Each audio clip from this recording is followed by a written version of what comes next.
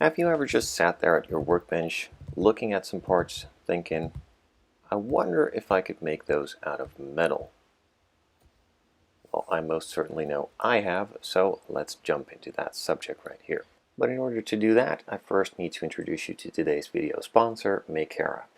Now, just to be very clear, they did not see this video, they did not ask me to say or do anything, they just asked if I could use this machine on some of my projects and showcase what I was capable as a total beginner to do with this machine and to introduce it into my workflow, create some parts that I was looking to do.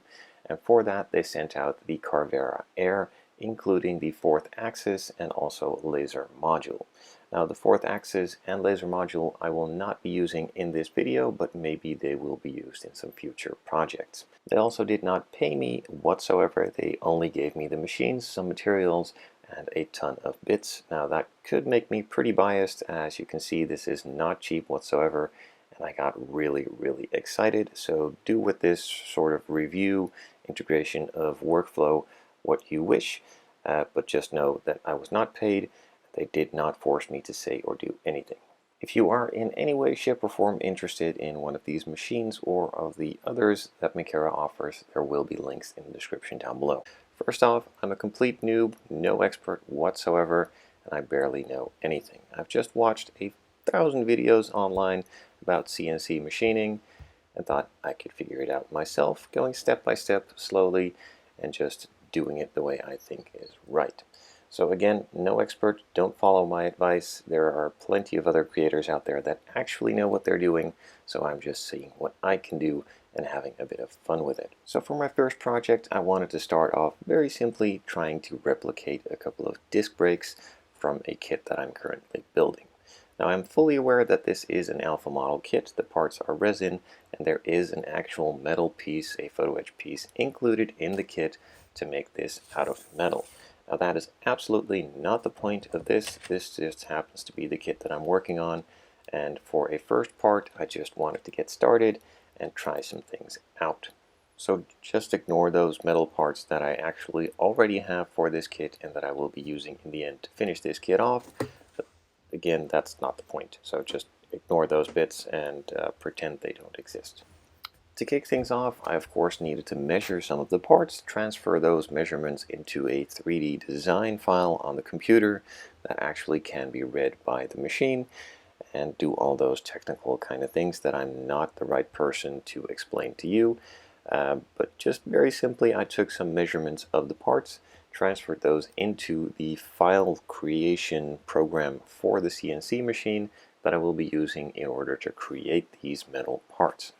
So going over all of the measurements very carefully, I put those into the computer and I came up with a program to run the CNC. Now correct me if I'm wrong, but I believe there is a CAD software in which you will design the part in 3D space, then a CAM software that translates those 3D designs into the actual written program to control the CNC machine.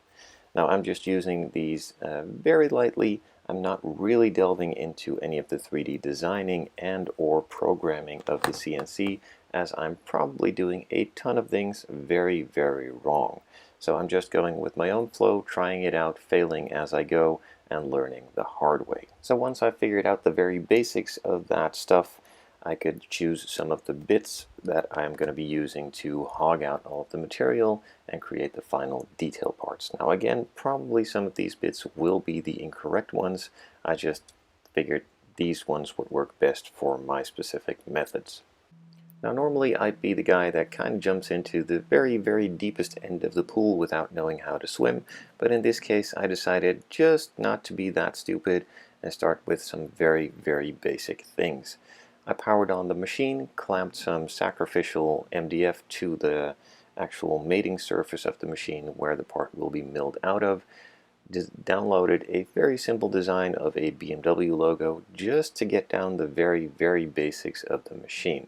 Now there is a probe included with this one that senses how thick the material is if the sort of build plate is all even all over, and that translates that into the computer, compensating with the files and making sure that you actually get the same depth all round on the entire piece. Once that first probe was completed, I swapped out the part for the milling bit or the chamfering bit or the engraving bit to design or to use it to cut out that first initial test piece. This will then get leveled out as well before it goes into the part, carving it out and creating that design that you've set on all of the software bits. Normally you would want to close the lid of the machine to keep all of the dust, scrap, and other flying bits inside of the machine and protect it behind that cover. Now since I'm filming, if I'd closed the machine, you wouldn't even be able to see all that much due to some of the camera angles that are pretty compromised in that case. So for your own safety, do close the lid. In this case, I'm just being stupid just to make a video for you guys.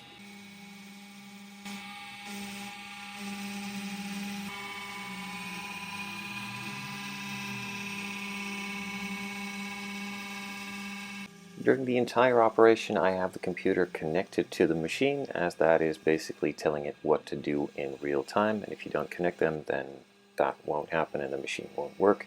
But you can follow along on the screen or just in real life next to it on the machine what is going on step by step. And on the computer itself, you can see a bit more detailed steps of what is actually going on and what is going to happen next. After the file had finished, it was time to vacuum up some of the excess material that was still left behind. Now you can also attach a dust shield and a vacuum to the machine that will suck out most of the debris during the actual machining itself. I don't have those currently, but you can upgrade it yourself or buy some of the accessories from Makera.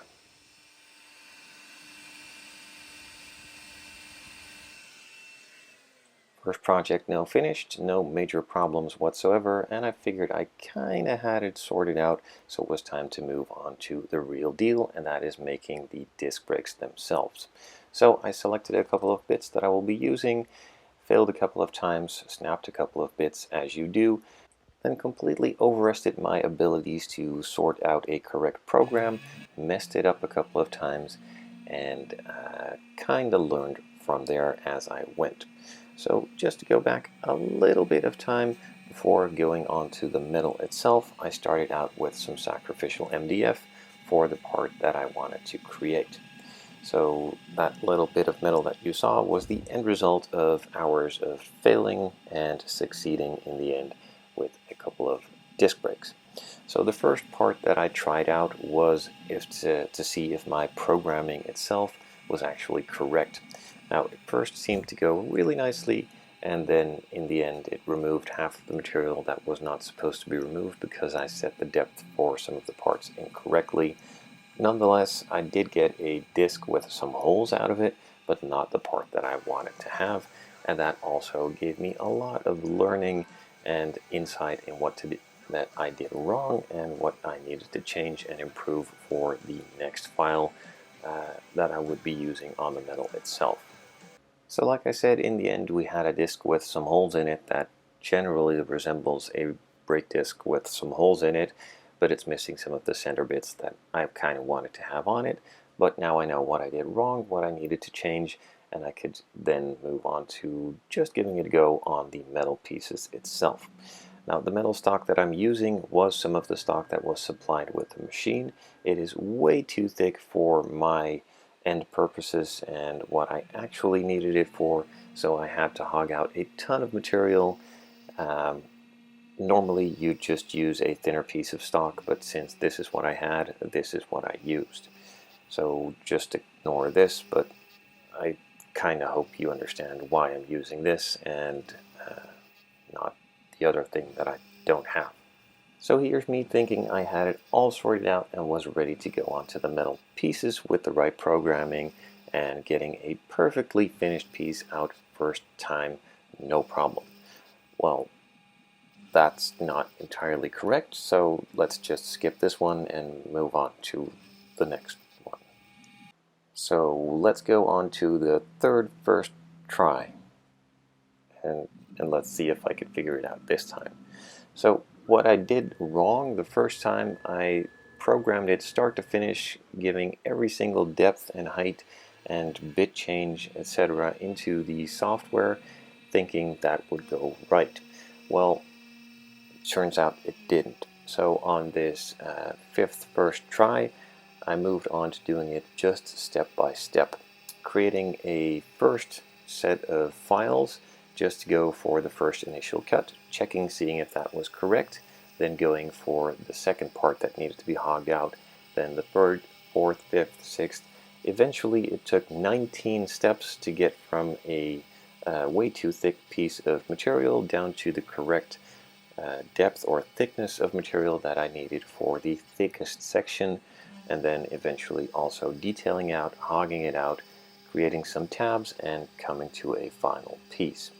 Now with that being 19 steps that I needed to start the machine 19 times was a bit too much, so I eventually refined that into 10 steps, and then figuring out what I did wrong again and again and again, it turned out to be one final program from start to finish. So that first time it took about an hour, hour and a half, and then combining all of that into a final one-piece program, including the bit changes, it went down to 20 minutes for a full piece. Now, keeping in mind that I needed to hog out about half of the material before I got to the actual part, I think that can be cut down to 10 minutes in the end if you use the correct thickness of material. So depending on the part that you are creating, you will need different bits for different sections of the part that needs to be milled out. Now this machine does not have an automatic tool changer, so you need to do that by hand. The machine will simply just stop at the point it is finished with that certain bit that you've programmed in, says you need to change it out to the next one, and once you've changed it, just hit confirm. It will level it out again with that base point and start onto the next section of this program with that bit. Now if everything goes right, you insert the correct bit, then it should all be fine. Now if you mess up and insert the wrong bit, it will do the wrong thing with the wrong bit, or the right thing with the wrong bit, and that will mess it up. So it does definitely take a bit of thinking before doing, and I've messed that up a couple of times. I've snapped a couple of bits, just not knowing exactly what I was doing, but overall, in the end, I did churn out a couple of really good looking parts. So at a certain point of time, and after failing a couple of times, I figured I was at a point where I could start the program from start to finish in one go, only interfering with the mandatory tool changes. So I set up the material, used the laser to align where the material would need to be and where it was going to be cut out, and then put the material on the build plate itself, fastened it down really nice and tightly so it wouldn't move during the machining, and could then level it out and start the final test, so to speak, to do a start to finish of the disc brake that I wanted to have. With the bed and material leveling now complete, I could remove the probe and laser alignment tool and insert the actual bit that I was going to be using for the first part of hogging out most of the material before getting to the actual part that I wanted to create out of it. So stage one is going to be cutting out the entire center bit all the way through, as that is a non-existent piece in the final bit, so that needs to be done first. It is the most work as it goes to the deepest depth. Once that is complete, I'm going to be removing 2 millimeters off of the top to get to the thickness of the center bit that wanted to be remained on the disc itself, the sort of hub piece, and after that I could move on to thinning down the disc material itself to the final thickness of the brake disc of 1 millimeter. Now once that was completed, I cut out an outline around the edge with a couple of tabs to keep the bit in place, but also go to the final depth around the edges. Now that was a perfect time to stop the machine in order to move on to the next bit in creating the actual dimples on the part, and I also just take the time to vacuum off some of the excess material that is just in the way and could also ruin the finish on the part. Now since I don't have the vacuum and or air blasting on the machine itself, I just need to do this manually, but you could also upgrade to that bit from Makera or just create your own, which I at this point did not yet have. The dimple details has now been completed. I just did a small chamfer around the edge to clean up some of the excess material that I did not want on the final part, and that left me with a finished disc brake. Overall, I've had a really great experience with this machine. Now, it isn't without its faults. It's also not the cheapest machine, so I do understand that this is not accessible to anyone, only the extreme hobbyist that does want to spend this kind of money and is really deeply invested into the hobby and or interested in CNC machining. Now, it has its limitations due to size, due to power, and all those kinds of things, but I'm not really going to go into that. As for my purposes, making tiny parts for my model cars, this is pretty much all I'm probably ever going to be needing, unless I all of a sudden find other ways of needing CNC machine parts that I made myself. Now, I've made some mistakes along the way. I've also had some wins along the way, and then right after that win, I made the same dumb mistake that I did before. Now, nonetheless, it is not a perfectly finished part. It's not as detailed as I'd like it to be, and some of the bits were simply just incorrect for the final results that I wanted. But nonetheless, I learned a ton, and I see a ton of potential for future projects and also improving on the design that I have with some other bits. Now, I have ordered some smaller drill bits for smaller details, and I want to extend on this design, getting more dimples in there, more details, and just evolving in the future. Now, that is all for the future, and maybe I'll be doing some more intricate parts, like, for instance, a wheel for a car, but who knows. I have got the basics down, and I think I kind of understand what I'm doing here, and I hope you guys are just as excited about this as I am. And if you want to see more projects in the future, do let me know down in the comments below. And also, if you know what I'm doing wrong, do let me know down in the comments as well. I'd love to learn more about this subject and also on improving the way that I machine the parts. Now, thank you for watching, and I hope to see you guys next time.